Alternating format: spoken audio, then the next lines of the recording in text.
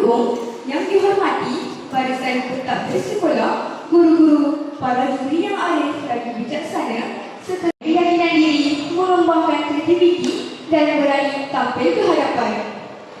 Seperti kata pepatah, kalau tidak dipecahkan duyung, manakah dapat selagunya? Justru, kepada semua peserta yang akan membuat persembahan pada hari ini, jangan takut untuk mencuba dan jangan gentar untuk menunjukkan bakat anda. Yakinlah bahawa setiap persembahan yang dipersembahkan adalah satu langkah untuk mengembangkan potensi diri. Kini, tibalah masa untuk kita menyaksikan persembahan daripada peserta pertama. Dengan segala hormatnya, dipersilakan peserta. Untuk ada nenekku, nenek bilang kepadaku bahwa bilang gugur satu, aku 10.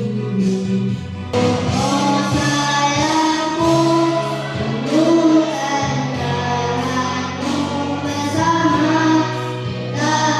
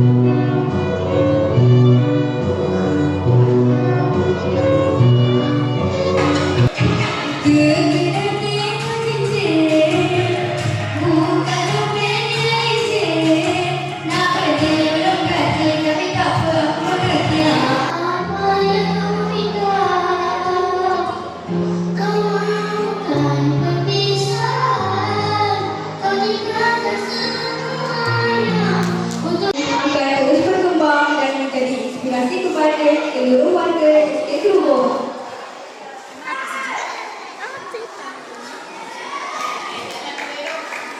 Majlis akan diteruskan lagi dengan menjemput Puan Rahaya Puteri Muhammad Dik untuk memberikan sedikit ucapan.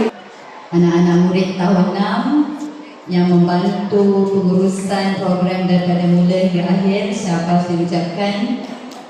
Ibu bapa yang hadir pada pagi ini yang memberi sokongan kepada anak-anak yang menyertai talent show SK Kerubung 2026 serta, tapi kalau ada iringan muzik itu lagi baguslah. Okey, jadi saya harap teruskan. Saya bangga dengan kamu.